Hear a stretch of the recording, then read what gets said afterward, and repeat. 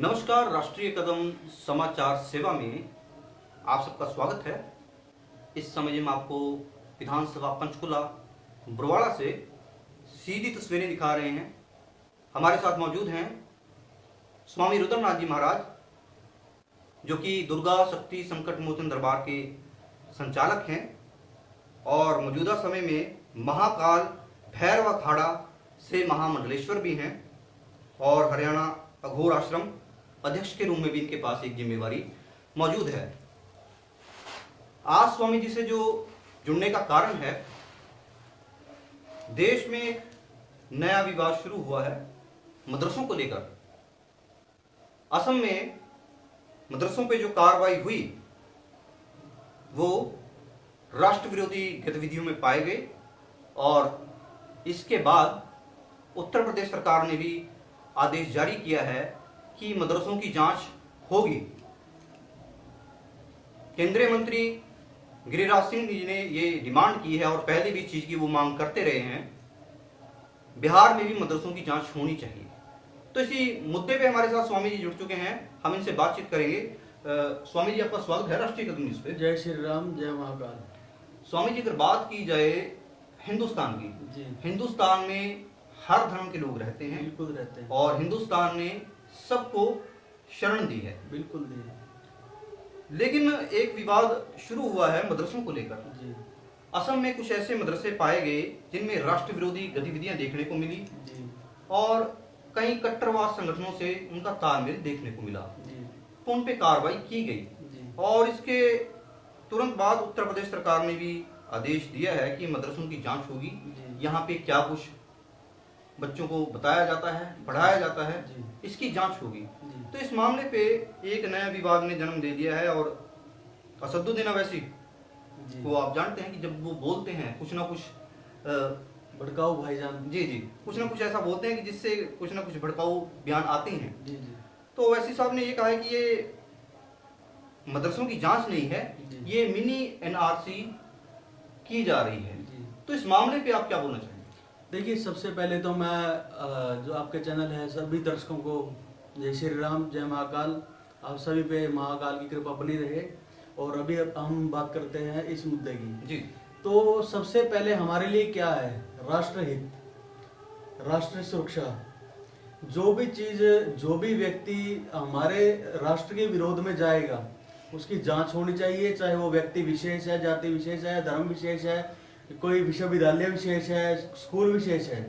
यदि हमारे देश की सुरक्षा का, देश के लोगों की सुरक्षा का सवाल उठता है तो जांच संभव है, होनी चाहिए। और यदि नहीं हो रही तो वो जांच जरूर होनी चाहिए, उसके ऊपर जांच जो है कार्रवाई होनी चाहिए। जी।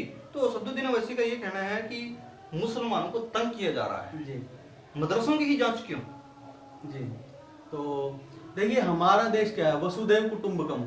हम सदैव सभी को सम्मान देते आए हैं, सभी का सम्मान करते आए हैं, किंतु हमारे साथ हमारे सनातन धर्मियों के साथ, हिंदू धर्मियों के साथ क्या हो रहा है? 1035 से हम सन 1035 से धोखे खाते आ रहे हैं।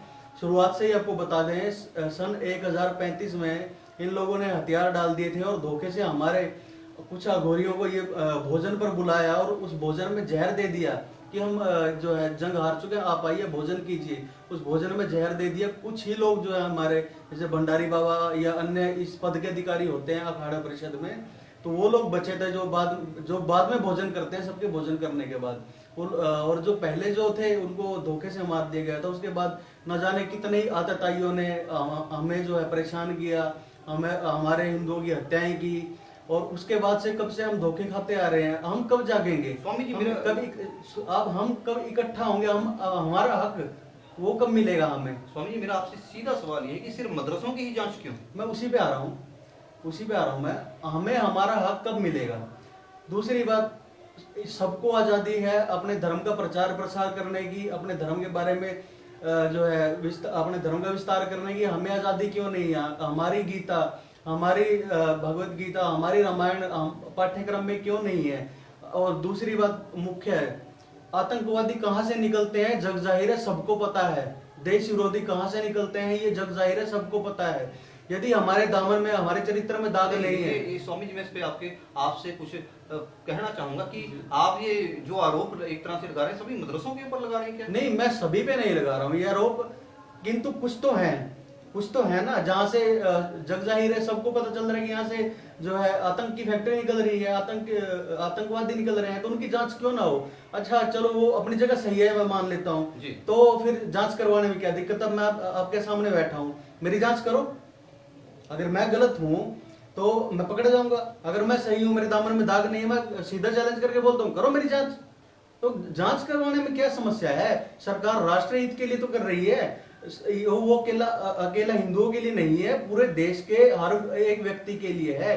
प्रथम से लेकर अंतिम व्यक्ति की सुरक्षा का सवाल है, और जहां राष्ट्र सुरक्षा, राष्ट्र हित की बात होगी, वहां कोई भी जो है हम कह सकते हैं कि किसी तरह की ढील ना बरती जाए। जी, असदुद्दीन अवैसी ने ये कहा है कि ये एनआरसी एक तरह से की जा रही है, मदरसों की जो जांच हो रही है। देखिए, उनकी बात की तो मैं वैल्यू ही नहीं करता, वो इंसान नहीं है, इंसान नहीं है वो तो झगड़ालू है, वो देश को लड़ाना चाहता है, हिंदू मुस्लिम करवाना चाहता है, और उसके पास है क्या? मैं तो सभी अपने देशवासियों से ही कहता हूँ, सभी भाईचारे से रहें, सभी एक होकर के रहें, एक दूसरे के धर्म का सम्मान करें, एक दूसरे के कर्म का सम्मान करें, गलत ना करें, कर्म करें, धर्म में रह करके कर्म करें, अपने धर्म में रह करके कर्म करें। जी, तो मदरसों को लेकर जैसे विवाद बढ़ा हुआ है, ओवैसी साहब के भी काफी बयान आप सुनने को मिलेंगे जी। तो इस मामले पे आगे आप अपनी तरफ से क्या बोलना चाहेंगे, सरकार से क्या मांग करेंगे? क्योंकि ये जो विवाद है कहीं ना कहीं धार्मिक विवाद भी पैदा करता है। जी बिल्कुल करता है। और हम ये चाहेंगे स्वामी जी आपसे कोई ऐसा यानी कि मैसेज मिले, और कोई आप ऐसे कुछ आप इसके शब्द हमें मिले कि जिससे धर्मों में एकता बनी रहे।